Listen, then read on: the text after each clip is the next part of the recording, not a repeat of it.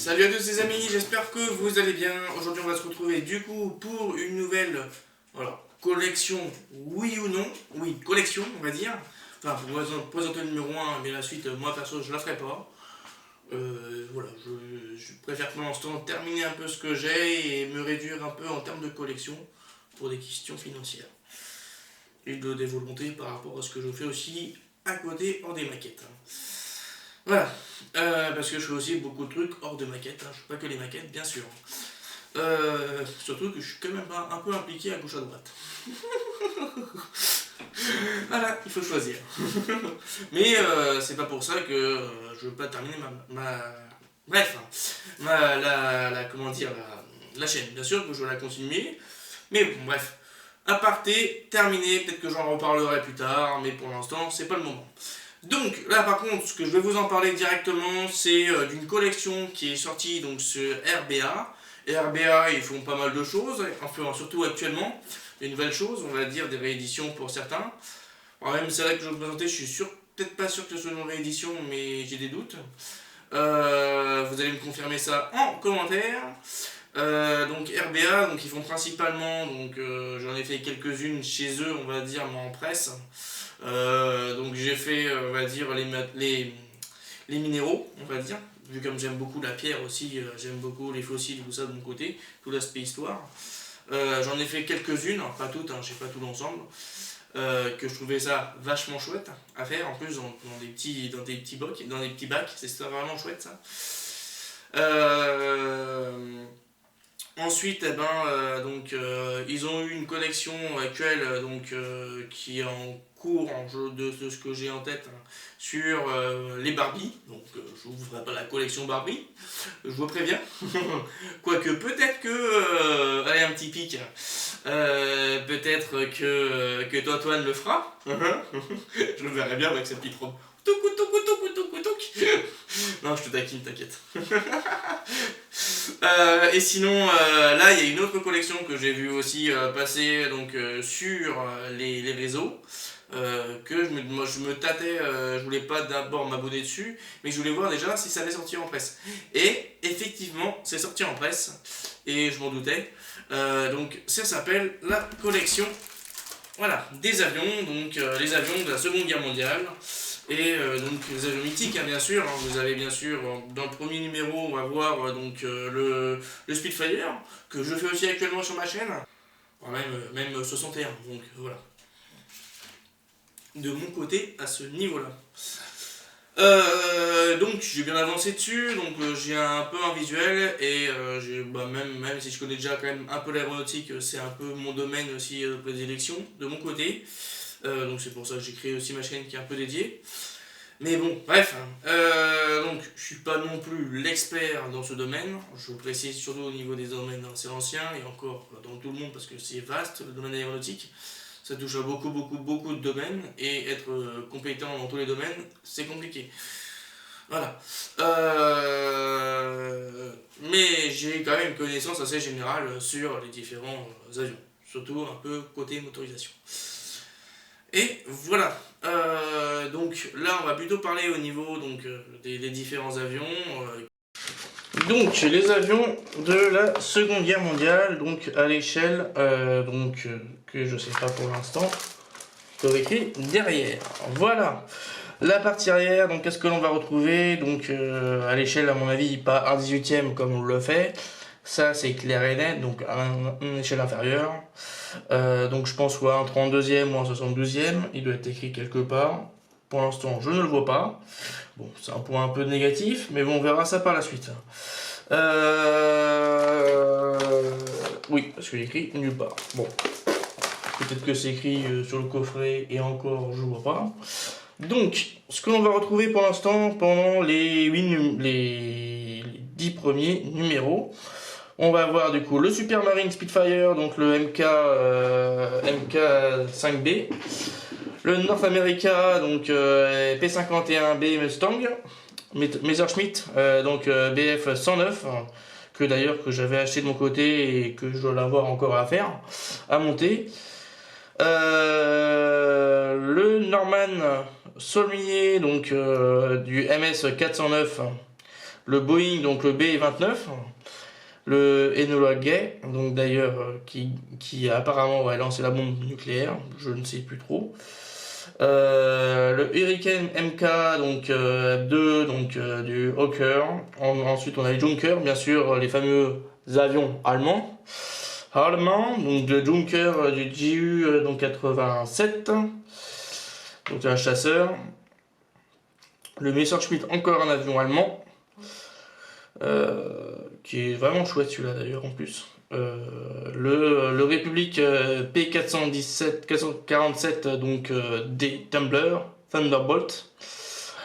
Le Mitsubishi A6M 3.0. Ah, ça c'est cool ça. En plus, je l'ai monté de mon côté, entièrement, que j'ai totalement fini, mais j'ai resté des trucs à corriger. Je vais vous terminer ça correctement donc en vidéo. Voilà, donc je sais où je m'en ai arrêté. Bon, peut-être que j'abrégerai la fin, on verra. Si vous le souhaitez. Et puis voilà, donc d'ailleurs enfin tous, sauf le B-29, je précise, on peut les voir principalement donc sur des meetings aériens. Donc tout cela, sauf le Boeing, le B-19, donc les bombardiers. Les bombardiers, c'est très compliqué de les faire voler en France parce que déjà, faut qu'il y ait une longueur de piste assez conséquente pour les faire décoller. Et surtout que dans ceux que j'ai fait principalement, donc que ce soit la Ferté-Alais et aussi au Bourget. Bourget, c'est beaucoup plus de l'aviation moderne, on va dire, mais avec aussi des avions anciens qui volent. Mais c'est de l'aviation moderne. Donc des Rafales qui passent, des Sukhoi, bref. Des MiG, enfin, si maintenant c'est un peu compliqué, mais bon, voilà. Dans le meeting aérien. Et aussi de tout ce qui est l'aspect, donc des F-35, des F-15, des F-16, voilà. Tout ce que l'on connaît à l'heure actuelle. Avec aussi la 400M qui est passée. Voilà, je vais vous faire un résumé assez rapide donc sur la meeting aérien. Si vous avez l'occasion d'y aller, allez-y bien sûr. C'est magnifique à voir. Il y a tout ce qui est autour avec tous les boutiques et tout ça qui est vachement sympa. Bref, si vous avez l'occasion de visiter que vous ne connaissez pas, allez-y. Donc, collectionner les avions de chasse de la seconde et les avions et bombardiers les plus grands conflits armés de l'histoire. Alors, ça change un peu de la Seconde Guerre mondiale. C'est pas la même chose. Parce qu'on va peut-être voir un peu le B-52,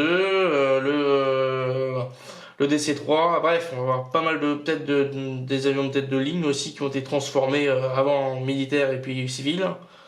Voilà. Le DC-10, peut-être aussi. Voilà, les Douglas, peut-être aussi. Les bombardiers, voilà. Bref, donc qu'est-ce qu'on va voir? Donc vous avez le site ici directement. Vous pouvez aussi directement scanner, si vous pouvez le voir juste ici, je vais vous rapprocher l'ensemble, pour que vous puissiez avoir accès au niveau du site, bien sûr. Derrière, donc, on va retrouver pour le numéro 2, donc comme je vous le disais, donc d'autres avions, le North American et donc le Messerschmitt, donc le BF 109. Le char Sherman Firefly, donc de 1945, et la Jeep Willys, donc qui était sorti de mes souvenirs chez Eagle Moss, qui a fait une boutique. Voilà. Ensuite, on a donc la suite un peu au niveau du développement, mais toujours les différents fascicules. Qu'est-ce qu'on va retrouver? Édition Editor, voilà. Alors, j'aimerais bien voir la date un peu d'édition des trucs pour savoir si c'est pas une réédition de ça. Parce que j'ai un doute. Donc, on voit un peu les différentes caractéristiques et tous les avions que l'on aura. Et est-ce que si je regarde là-dedans, d'ailleurs, on a des Polyakov là. Le B-29, tac, Messerschmitt BF-110, ouais, qui est très connu. En plus, celui-là, il est chouette parce qu'il y a une tête de queue à l'arrière. Ah, elle est belle. Hein. Ah, elle est chouette. Ou le P-38, oh, il est chouette celui-là. Oh, il est cool. Le DC-47, voilà, Takala, la Radro, l'Avro. Le Swordfish, tac et tac, le Junker 52, oui, qui est très très important et très très important pour la Seconde Guerre mondiale. Le B-17, ouais, aussi important et mythique. Donc les Junkers, voilà, bref, je vous laisse un peu regarder de tout ce qu'il y a en termes de beaux avions, hein, le P-40 aussi qui est très très connu, voilà, il y a pas mal d'avions qui sont très très connus, donc le Viking aussi, donc le bateau volant, ouais, bref, j'en passe, hein, parce que là on va en passer pendant la journée. Bref, des avions magnifiques. Toute l'histoire de la plus grande combat aérien, donc on va voir un peu les différents dans les fascicules. Et puis voilà le Messerschmitt et les différents avions. Alors c'est ça qui est un peu dommage, c'est que pendant ce temps, on voit même pas l'échelle. Alors peut-être que c'est peut-être moi qui ai pas mal lu ou pas, je ne sais pas. Mais du premier coup d'œil, on voit pas du tout l'échelle, quoi. C'est vraiment dommage. Même si je pense que c'est du 1,32e ça, mais ou du 1,72e. Mais bon. Ouais, c'est ça qui est un peu dommage, quoi. Donc on voit un peu les différents cadeaux, l'envoi 5, donc le carnet, le porte-clés ou l'envoi 9, un envoi 15, donc le Charge Sherman, et puis un envoi 23, donc le Jeep Ulysse. Donc d'après ce que j'avais compris à un moment, il y en aurait au moins pour... Alors le numéro 2, donc à 17, donc vous pouvez l'avoir aussi un peu à moins cher. Et après, eh ben, ils partiront au total, donc sur un total de... Non, ça c'est pour l'abonnement, c'est pas la même chose. Donc de 17 €, voilà. Ce qui fait déjà une belle somme. Et aussi, c'est un peu le prix que l'on peut acheter quand on achète la bonne qualité, quand on est dans un salon aéro. Là-dessus, ça c'est clair.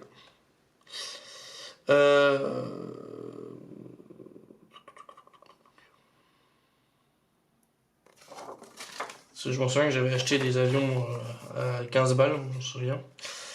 Voilà, c'est à peu près le tarif. Et encore plus petit. Voilà. Donc, on va voir, ça on verra après. Ça, c'est la même chose qu'on avait vu de la dernière fois. Mais comme je vous le dis, je ne vois pas l'échelle. Ah si, 1,72e. Ah bah enfin, c'est écrit en petit. Ah là là, je fais mon toitoine, moi, je fais mon toitoine. Le fauve de l'air, donc le Spitfire, eh oui, qui a été de la Royal Air Force, l'un des mythiques de la Royal Air Force, géant examiné à la loupe. Donc on peut voir comment est-ce que c'est fait, qu'est-ce que ça peut transporter. Voilà le Spitfire vs la bombe donc de V1, la V1 allemande. La naissance d'une légende, et oui, parce que lui il a fait des grandes batailles, des grandes guerres. Alors d'ailleurs, j'en reviendrai un peu à ce détail-là, là, qui au niveau des échappements, qui franchement au niveau coloris,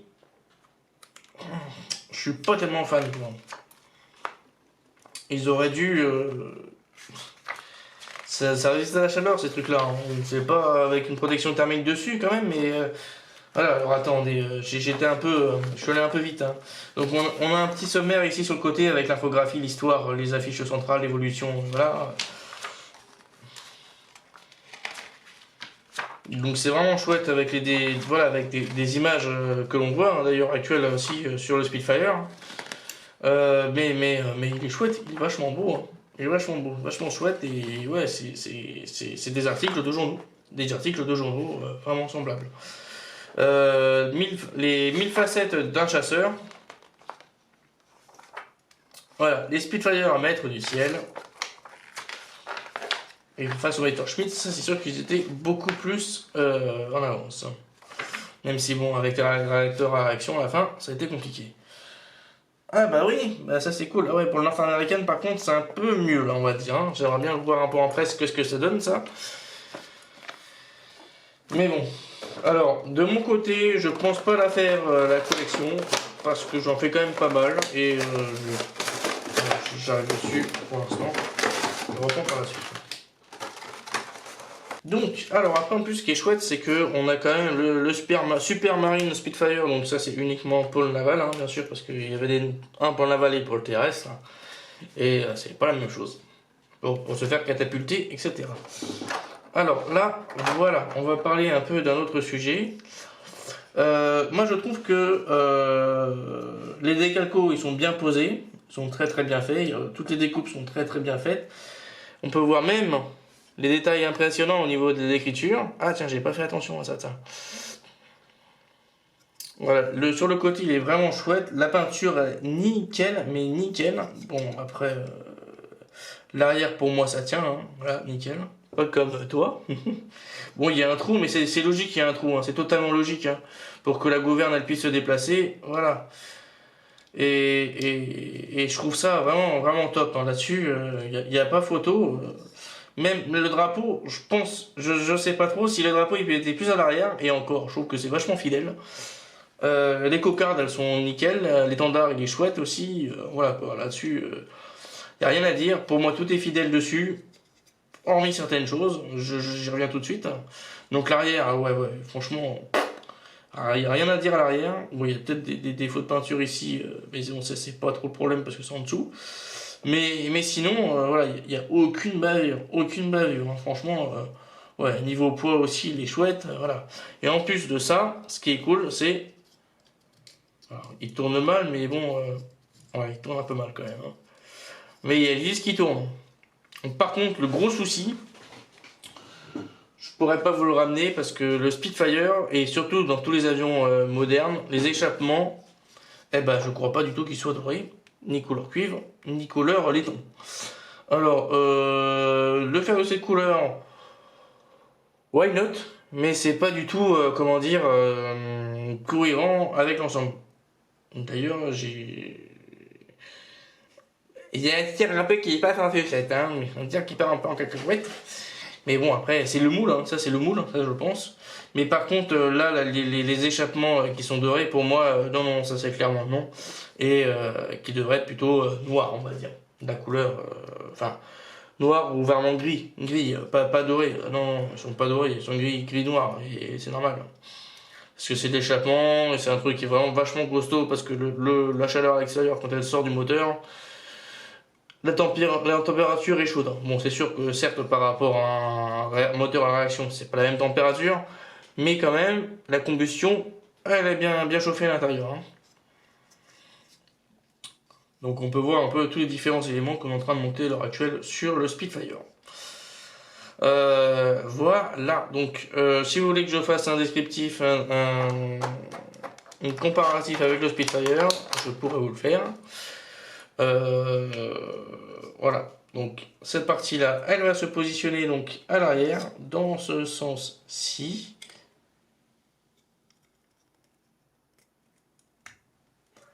Voilà, et la partie arrière, hop, elle va s'emmancher là-dedans.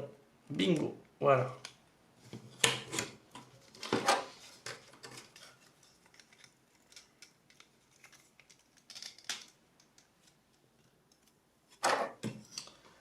Ce qui nous donne une belle plateforme avec un beau rendu dessus. Donc voilà. Avec ce 62e, c'est fait un beau petit rendu. Et franchement, je suis pas déçu. Alors, hormis, moi ce qui me choque, c'est vraiment les échappements, qui sont pas du tout conformes. Mais, mais sinon, il est chouette.